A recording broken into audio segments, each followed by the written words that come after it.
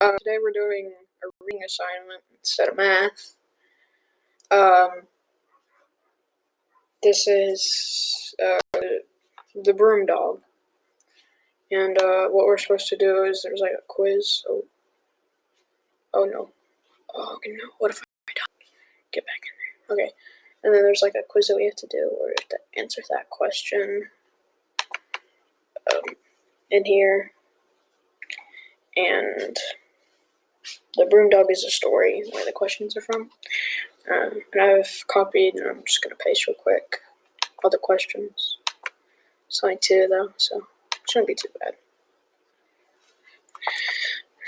Most of my videos are going to be a lot shorter than the iReady ones, so, yeah. Because I bet that was very boring, and I just thought, why not? I'm going to try not record so long, because it takes forever to upload. And we were also supposed to say something with a school bus is like a metaphor, and I said a school bus is a symphony made by 2-year-olds, and it's also performed by 2-year-olds. Alright, so a school bus is many things. A school bus is a substitute for a limousine. A school bus is the student's version of a teacher's lounge. A school bus is the principal's desk. A school bus is the nurse's cot. A school bus is an office with all the phones ringing. A school bus is a safe zone. A school bus is a war zone. A school bus is a concert hall. A school bus is a food court. A school bus is a court of law. All judges, all jury. A school bus is a magic show full of disappearing eggs. A school bus is a bumblebee buzzing all around with a bunch of stingers on the inside of it. A school bus is a book of stamps, passing mail through windows. Notes in the form of candy wrappers telling the street something sweet came by. Notes in the form of fingers pointing at the world zooming by. A school bus is a ketchup packet with a tiny hole in it, left on the a paper tube. Whoa, what happened? Paper tube around a straw. That straw will puncture the lid on things, make the world drink something with some fizz and fight, something delightful and uncomfortable, something that will stain and cause gas. School bus is a talent show. A school bus is a microwave, a beat machine, or a recording booth. A school bus is a horn section, a rhythm section, an orchestra pit. A school bus is a basketball court, a football stadium, a soccer field. A school bus is a movie set, actors, directors, producers, script, scenes, settings, motivations, action, cut. Your fake tears look real. Those are real tears.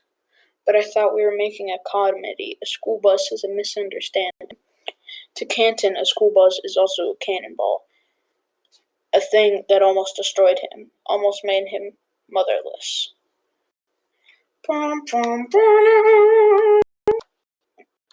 Canton's mother is the crossing guard at Latimer Middle School and has been the crossing guard there since he was born. He grew up running around the house wearing her neon vest, blowing her whistle. He learned to say stop before he learned to say pee. Hand up to hold, then hand out for the wave through. To Canton, crossing guards, especially his mother, seemed to have special powers. They were able to stop moving things, able to slow traffic, able to make a safe way for people to cross from one side to another. Their vests were capes and their whistles blew some kind of magic tone that forced drivers to hit brakes. That's what Canton always thought, till a year ago when a little blue ball went bouncing off the sidewalk into the street, and a boy named Kenzie Thompson went running after it. Canton's mom had turned her back for just a moment, a split second, and by the time she realized what was happening, Kenzie was charging across the sidewalk, a school bus heading right towards him. There wasn't enough time to blow the whistle, so Canton's mother, Miss Post, went chasing after Kenzie, who, once he realized the bus was coming her, froze in the middle of Porto Avenue. bus hit the brakes. The scream of metal and smoke kicking up from the burning rubber filled the air as Miss Post threw her entire body into Kenzie, knocking him forward, the bus churning just enough to avoid hitting Kenzie, but not enough to avoid slightly bumping her. But a slight bump from a bus ain't so slight, but a broken sugar and bruised hip is much better than a burial. But the whole thing was devastating to Canton. Canton always waited for his mother after school, killing time by helping Mr. Munch, the custodian, do custodial things. Actually, mostly Canton just sat around listening to Mr. Munch complain about things like the back room. But on the day Canton's mother was hit by a bus, the conversation about why kids throw pennies on the floor like pennies don't spend was cut short by James Jordan and Terrence Sumter, who came back into the school screaming about it. Miss Post got hit by a school bus. A sentence Canton never expected to hear, and hearing it was like hearing the world's whisper, bro. Chill, shredding his eardrums. His skin was crawling. Felt like it was changing color from brown to yellow, school bus yellow. By the time Canton and Miss Munch got outside, sirens were already blaring down Portal Avenue. Miss Post was back to work in a week, whistle in mouth, vest strapped on, altered only by the sling holding her shoulder in place. She went back to normal. She had to. Said it was just part of the job, but not Canton. He didn't go back to normal. The afternoon, his mother returned to the corner guide students across the street. Mr. Munch found Canton in the bathroom after school, sitting on a nasty tile floor in the corner, his head pressed against his knees. What? Canton, what you doing in here? Canton, what you doing in here? Mr. Munch asked. When Canton lifted his head up, Mr. Munch could see he'd be crying. Oh, Ben. What I said be? He'd be crying. He could also see that Canton's chest was pumping, heaving like it was hard for him to breathe, like it would break open. Mr. Munch got down on the floor with him, squatted beside him, and talked to him through some breathing exercises. Come on, Canton. Count to 10 with me. 1, 2, 3. And then, now let's go back to 1. 10, 9, 8. Eventually, Canton could breathe, could talk, could stand. Mr. Munch walked him outside. When they made it to the corner where Miss Post was working, Canton wrapped around his mother and squeezed. Held her so tight she winced, her shoulder still a sack of broken bone. Okay, I'm okay, you're okay, we're okay. She chanted in his ear, trying to figure out how to get him to let go so she could do her job, but not wanting to let go because he was also her job. Mr. Munch patted Canton on his shoulder. But realizing there was no way this boy would let go of his mother, Mr. Munch decided he would step into the street, stick his fingers in his mouth, and whistle. He put his hand up and yelled at the cars, I'm telling y'all right now, you hit me and you back. Once the traffic stopped, he yelled for all the waiting students to get on across the street. Then he turned back toward the stopped cars and puffed his chest, almost bucking, daring them to move. The next day, Mr. Munch found Canton outside of his last class of the day, Miss Davanzo's social studies class. Oh, so he's in middle school or high school or college. Huh, that's kind of strange. Probably in middle school because you don't think that. Well, I don't know. How are you feeling? I'm okay. Still got the wait. Who's talking? What? How you feeling? I'm okay. Still got the jitters? Canton nodded, just slightly trying to hide his embarrassment. Want to take a walk with me? I want to give you something. Canton and Mr. Munch shot the halls of the school, pushing dust and hair that looked like dust. Ew, and coins and candy wrappers. and a random sock and drawstrings and loose braids and who knows what else. So their students bustled around, eventually funning through the doors in the outside world.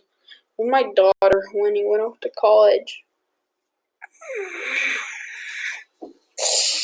Sorry, I'm stretching.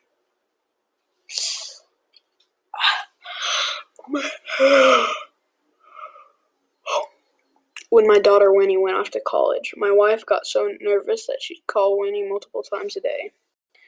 And whenever Winnie wouldn't answer, Zena would just lose it. Mr. Munch started. Zena's your wife? Yeah, Mr. Munch grinned. Best person I ever known. She's been through a lot, seen a lot of the world when she was young. And it made her terrified for our daughter. Made her anxious about every step Winnie took away from us. What if something happens to her? What if she needs us? What if she's in danger? Zena would go on with these questions, up all night, sick with fear all day. And what did you say? Nothing. But what I did was buy her a dog. A dog? Yep. They stopped at the custodian closet. The old man pushed a pile of middle school debris into the corner, then pulled out 1,000,000 keys, flicking through them like a pages of book. Not because she needed something else to care for. No dog can take the place of our baby girl. But I read this thing about emotional support hours. Animals. What's that? Basically, it's like having a dog to make you feel better. Finally, he picked the right key and opened the closet door. I mean, what's better than a dog, right? Oh, yeah, dog. What you do? What's this? What? Final. Oh, yeah. They went to the closet, which was big enough to be an office.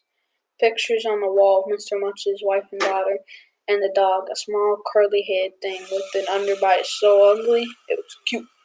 At least Canton thought so. Took up a picture. Dog overbite.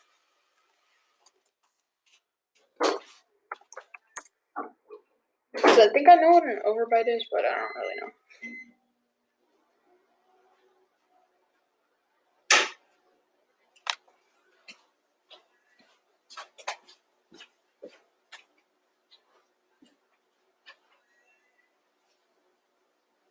Oh, it's where the top thing is bigger than the bottom.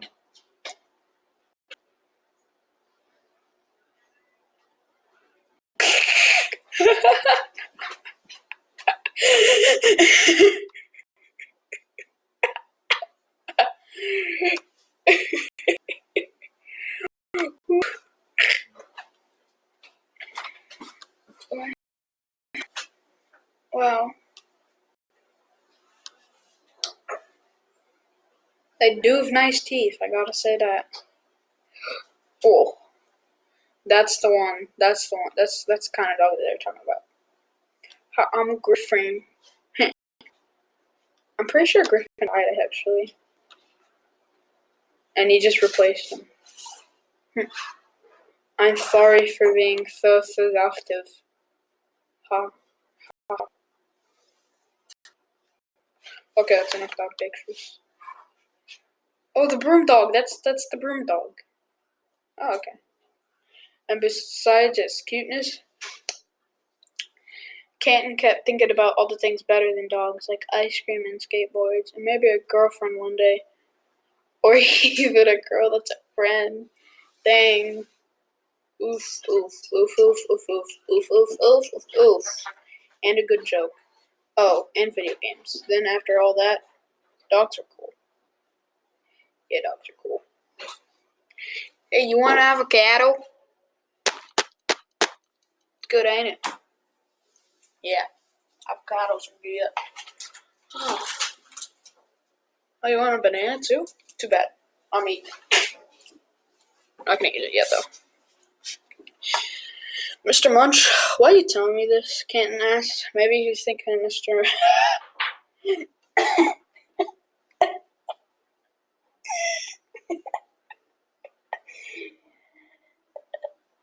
Oh my god.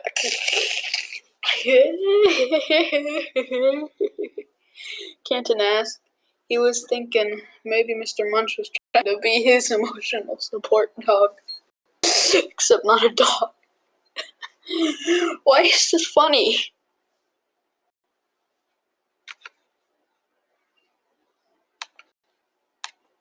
Hey guys. Let me show you. Yeah, you see that name? Xbox name, alright. Add me. We're gonna search up my name. Oh. Yeah. Yeah, I should probably go in there. Oh. Oh wow, yeah, I should probably go in there too. Oh. Oh my god. Oh. Hey. Hey. Hey. What about? Hey. Hey. It's my videos.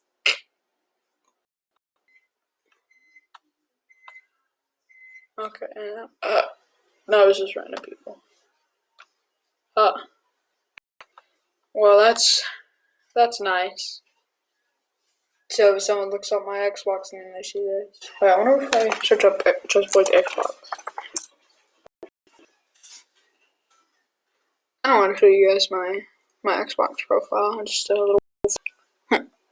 Oh, look, there's Shadow War. Oh wait, no, that's not Shadow War. Look it though. Forgive. Well, that might be. I don't think it is though.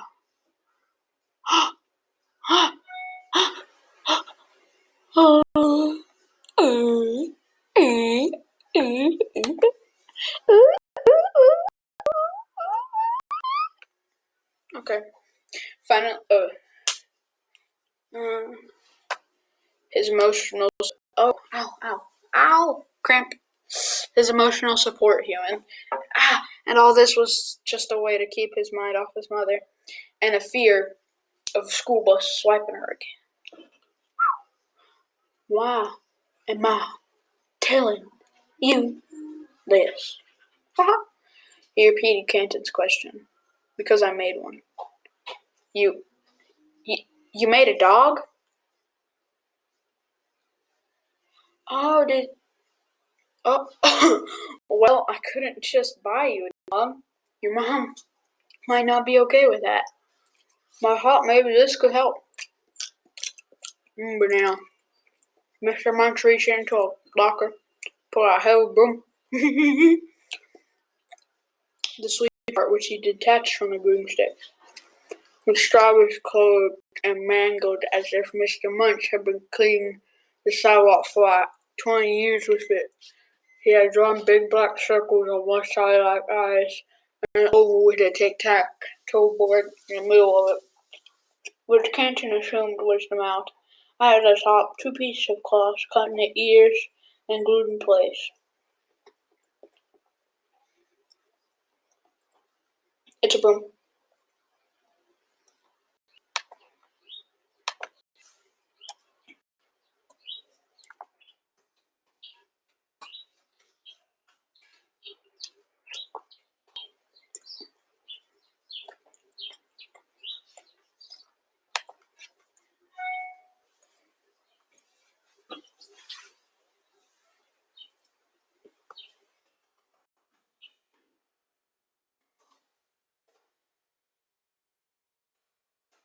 Dog.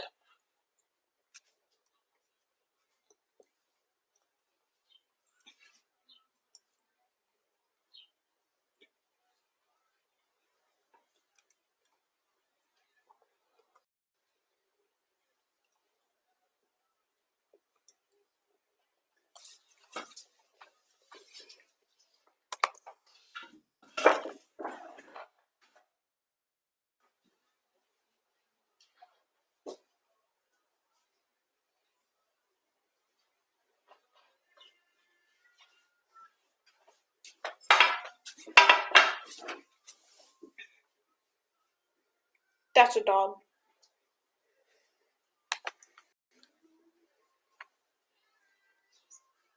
I cleaned it, promise.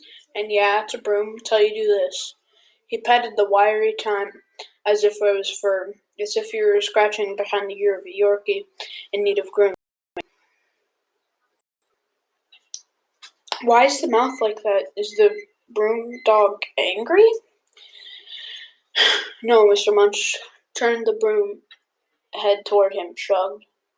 He's smiling. Oh. Canton squished up his befundled face. Do you really think that this is going to help me? Can't hurt to try. A slick smirk crept onto Mr. Munch's face. I mean, the worst that could happen is you decide to clean up the street, so either way, everyone wins.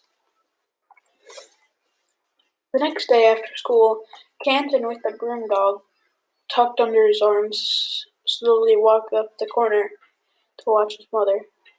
To guard the crossing guard, he learned. He'd lean against the stop sign at the corner, and whenever Miss Post had to step into the street, blow a whistle, raise her hand to stop traffic, whenever Canton's chest would become an inflated balloon, he would run his fingers through the broom dog's hair. Eventually, he named it Dusty. It's strange, things that worked. How long is this? Oh my god, it's so long. Oh, that's fine. It's been a year since Mr. Munch gave Canton the broom dog. Year since the first panic attack. Year and a week since the incident. And things have gotten better. The bell rings, and everyone gets up to leave Mr. Devance's class. Simeon stands at the door, giving everyone high fives like he always does. Up high, he says, as Canton approaches. Canton slaps his hand. Don't forget tonight's homework. Write about a place, about people, human-environmental interaction. Huh? That don't make no sense. But okay, Mr. Devanzo. You're gonna go get some Google Classroom comments. And you can't just shout that. Like, is like first day teach some? Like you can't do that, man. You can't just yell the homework. Canton stops at his locker and reaches in to grab Dusty. It's probably like, how have people like not made fun of him?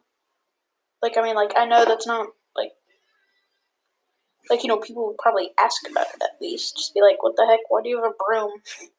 Like, this is just like most important animal. And I'll be like, oh, that's boring though. No one really cares. Like, I don't think in real life someone would make fun of someone for, like, being freaking emotionally unstable. And then eating, like, a dog. But, like, if I feel like, they'd, like, make fun of him for a brief second and then, like, explain himself. But as I said, that wouldn't be entertaining. Canton stops at, oh, yeah, we already. Miss Walkley in the hallway scolding Simeon and Kenzie. The blue ball in his hand.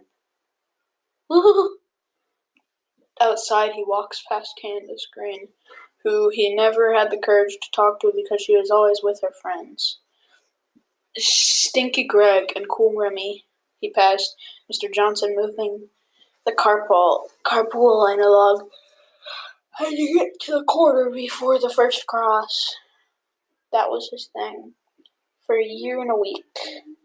And when Canton finally made it up to the crosswalk at Portal Avenue, there was his mother, Miss Post, strapping on her vest and pulling the whistle attached to a black lanyard over her head like it was some kind of prestigious matter.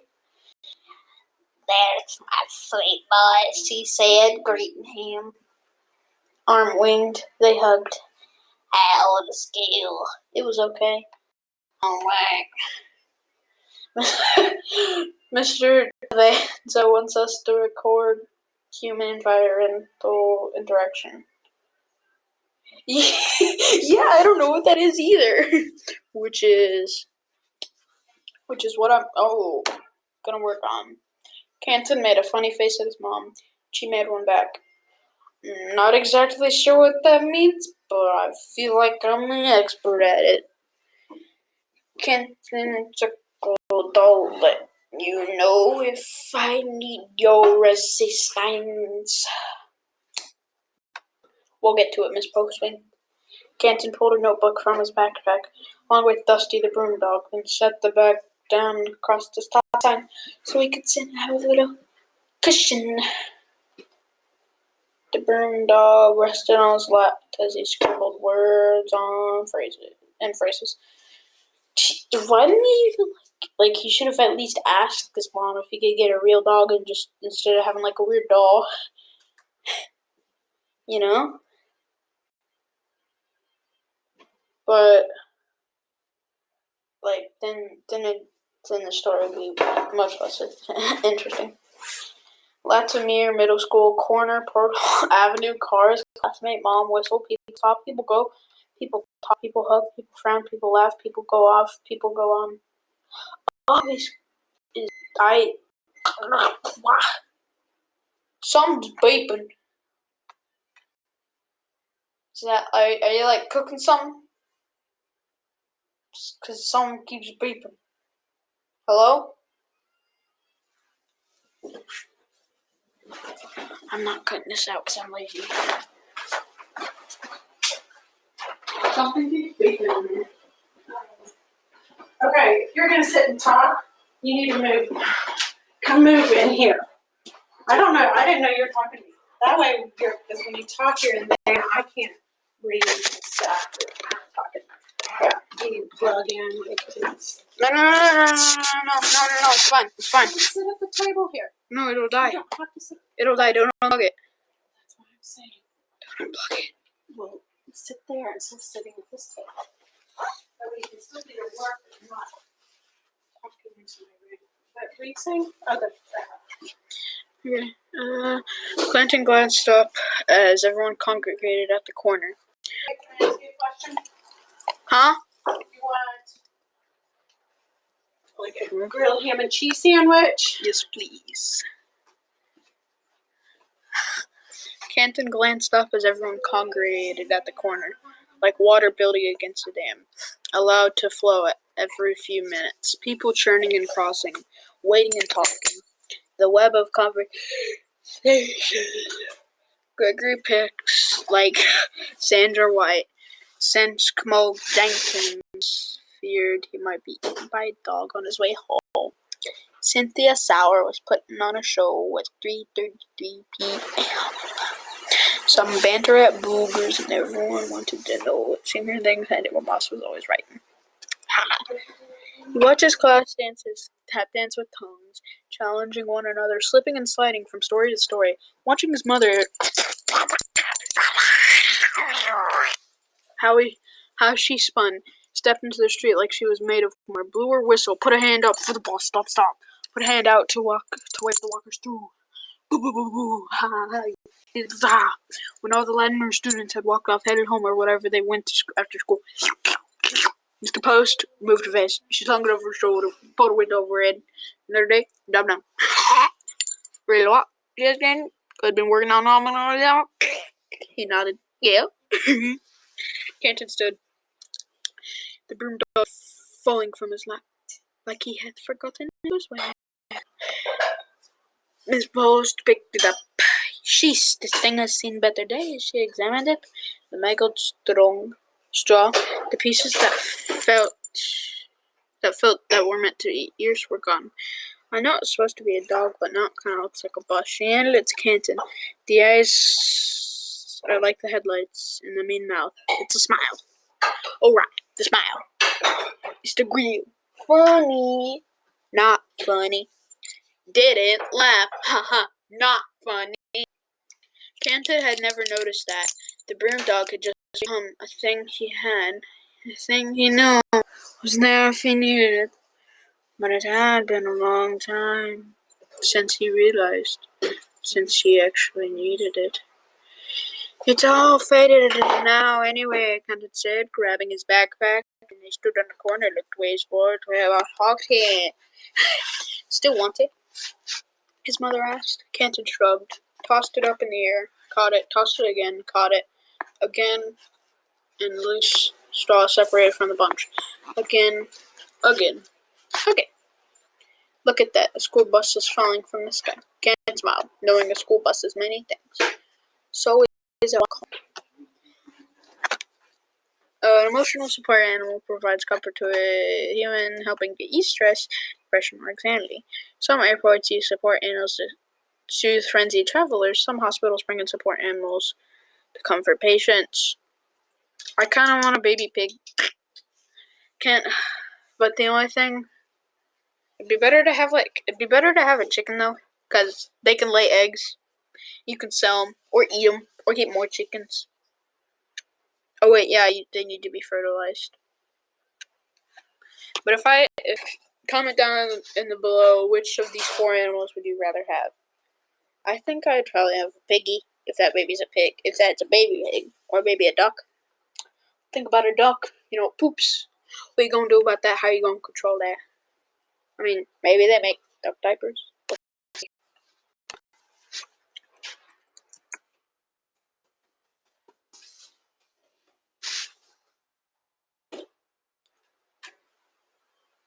Trademark, by the way. So if this, yeah, yep, it's a thing. It's a thing.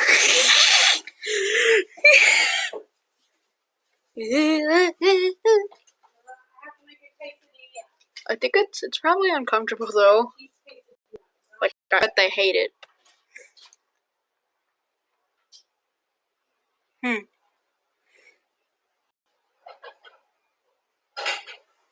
How to put on a duck or goose diaper. Okay, this just got weird.